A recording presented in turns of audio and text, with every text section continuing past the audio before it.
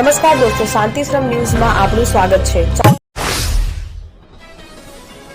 બનાસકાંઠા જિલ્લામાં વહેલી સવારથી જ વાતાવરણમાં અચાનક પલટો આવ્યો છે। અમીરગઢ, ઇકબાલગઢ, ડીસા, પાલનપુર, દાંતીવાડા, ધાનેરા અને કાંકરેજ સહિત જિલ્લાના અનેક વિસ્તારોમાં વાદળછાયું વાતાવરણ છવાયું છે, જેના કારણે વરસાદી માહોલ સર્જાયો છે। આકાશમાં ઘેરાયેલા વાદળોને કારણે ખેડૂતોમાં પણ ચિંતાનો માહોલ જોવા મળી રહ્યો છે। હાલમાં ખેતરોમાં બાજરી અને મગફળી સહિતના પાકો તૈયાર હાલતમાં છે।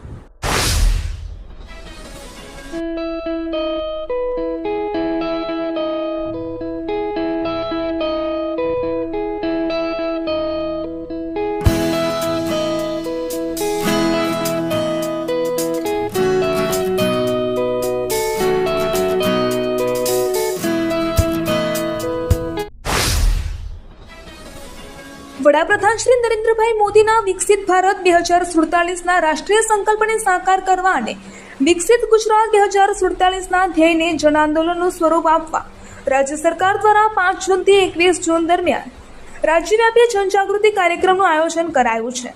આ અંતર્ગત બનાસકાંઠા જિલ્લા ગ્રામ્ય વિકાસ એજન્સી દ્વારા સ્વચ્છ ભારત મિશન ગ્રામીણ હેઠળ 8 જૂનથી 14 જૂન દરમિયાન સ્વચ્છતા સપ્તાહ અભિયાન શરૂ કરવામાં આવ્યું છે।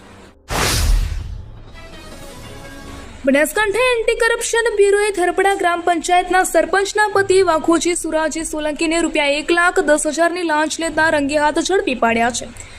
આ કાર્યવાહી 9 જૂન 2024ના રોજ ઢુવા ચોકડી જાહેર રોડ જુનાડીસા ખાતે કરવામાં આવી હતી। પ્રાપ્ત માહિતી અનુસાર એક જાગૃત નાગરિકને થરપડા ગ્રામ પંચાયત વિસ્તારમાંથી માટીની જરૂરિયાત હતી, ત્યારે આ માટે તેમણે પંચાયતનો સંપર્ક કર્યો હતો। પંચાયતે સિંચાઈ વિભાગને માટી ઉપાડવાની મંજૂરી માટે ઠરાવ કરીને અરજી પણ કરી હતી। આ પ્રક્રિયા દરમિયાન આરોપી વઘોજી સુરાજી સોલંકીએ થરપડા ગામના તળાવમાંથી માટી ખોદકામ કરવાની મંજૂરી આપવા બદલ ફરિયાદી પાસેથી રૂપિયા 1,10,000ની લાંચની માંગણી કરી હતી। બનાસકાંઠા જિલ્લાના ભારતીય જનતા પાર્ટી દ્વારા ઓગળ તાલુકા ભાજપ મંડળના નવા હોદ્દેદારોની નિમણૂક કરવામાં આવી છે।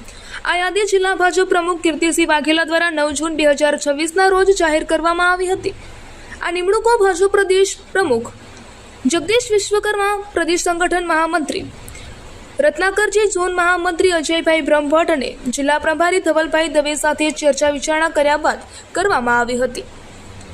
ઓગળ તાલુકા ભાજપ મંડળના નવા હોદ્દેદારોમાં પ્રમુખ તરીકે ચંદુજી વાઘાજી ઠાકોર, દશરથલાલ ઈશ્વરલાલ ઠક્કર, પશાભાઈ ધરમશીભાઈ પ્રજાપતિ અને ભલુભા જશુભા વાઘેલાનો સમાવેશ થાય છે।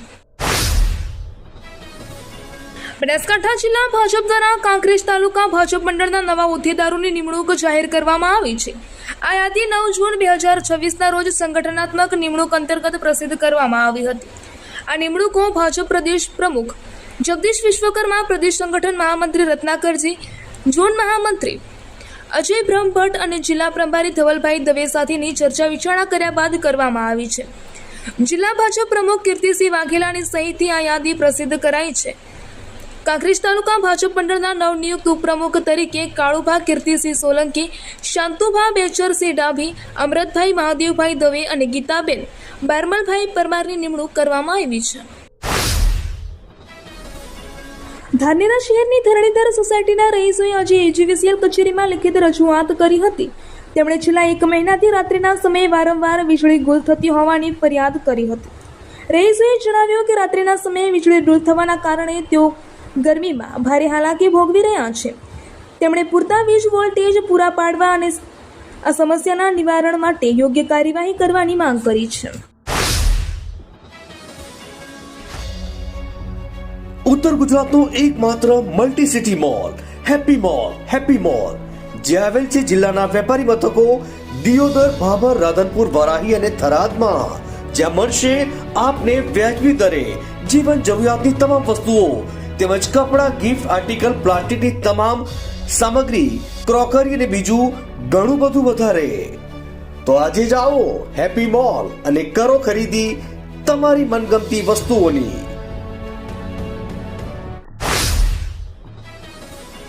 પાટણ જિલ્લાના રાધનપુરમાં કોંગ્રેસ સમિતિ દ્વારા વધતી મોંઘવારી અને બેરોજગારીના મુદ્દે ઉગ્ર વિરોધ પ્રદર્શન કરવામાં આવ્યું હતું। કોંગ્રેસના કાર્યકરોએ બળદગાડા રેલી યોજી હતી અને નાયબ કલેક્ટરને આવેદનપત્ર સુપરત કર્યું હતું। આ રેલીમાં કાર્યકરોએ ગેસના ખાલી સિલિન્ડર અને તેલના ડબ્બા સાથે સરકાર વિરોધી સૂત્રોચ્ચાર કર્યા હતા. તેઓએ પેટ્રોલ, ડીઝલ અને રાંધણ ગેસના ભાવ વધારા સામે ઉગ્ર વિરોધ વ્યક્ત કર્યો હતો. પ્રદર્શનકારીઓએ હાઈવે ચક્કાજામ કરવાનો પ્રયાસ કર્યો હતો, પરંતુ પોલીસે તેમને અટકાવ્યા હતા.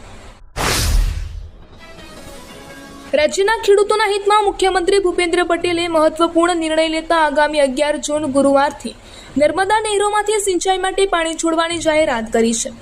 ચોમાસા પૂર્વે ખેડૂતોને પાક માટે પૂરતું સિંચાઈનું પાણી મળી રહે તે હેતુથી આ નિર્ણય લેવામાં આવ્યો છે. નર્મદા કમાન્ડ વિસ્તારના અનેક ધારાસભ્યો અને સાંસદોએ ખેડૂતોની રજૂઆતોને ધ્યાનમાં રાખી સિંચાઈ માટે વહેલું પાણી છોડવાની રજૂઆત મુખ્યમંત્રી સમક્ષ કરી હતી. આ રજૂઆતોને ગંભીરતાથી લઈને મુખ્યમંત્રીશ્રીએ તાત્કાલિક ઉચ્ચસ્તરીય બેઠક બોલાવી નર્મદા યોજનામાં ઉપલબ્ધ પાણીના જથ્થાની સમીક્ષા કરી હતી. સુરતના કોટ વિસ્તારમાં આવેલા લાલગેટના રાણી તળાવ રોડ પર આજે એક 5 માળની ઇમારતમાં અચાનક ભીષણ આગ ફાટી નીકળતા સમગ્ર વિસ્તારમાં દોડધામ મચી ગઈ હતી. 5 માળની આ ઇમારતમાં નીચે કાપડનો શોરૂમ અને ઉપરના માળે રહેણાંક ફ્લેટ્સ આવેલા હોવાથી આગના પગલે ઉપર રહેતા પરિવારોના જીવ તળાવે ચોંટી ગયા હતા. બીજા ત્રીજા માળે 2 પરિવાર ફસાયા હતા, જે મદદ માટે બારીઓમાંથી બૂમો પાડી રહ્યા હતા. પાટણ શહેરમાં ગુનાખોરી નિયંત્રણ અને કાયદો વ્યવસ્થા સુદૃઢ બનાવવા પોલીસે સઘન વાહન ચેકિંગ હાથ ધર્યું હતું. આ ઝુંબેશ દરમિયાન કુલ 101 વાહનો સામે કાર્યવાહી કરીને 58,000નો દંડ વસૂલ કરવામાં આવ્યો હતો. પોલીસ તંત્ર દ્વારા સિટી લોક સ્કીમ અંતર્ગત આ ઓપરેશન ચલાવવામાં આવ્યું હતું, જેમાં પાટણ એલસીબી, એસઓજી જિલ્લા અને સિટી ટ્રાફિક તેમજ એ ડિવિઝન અને બી ડિવિઝન પોલીસની સંયુક્ત ટીમો જોડાઈ હતી. શહેરમાં 10 લોક પોઈન્ટ માર્ક કરવામાં આવ્યા હતા અને 5 રૂટ પર પેટ્રોલિંગ ટીમો તૈનાત કરવામાં આવી હતી.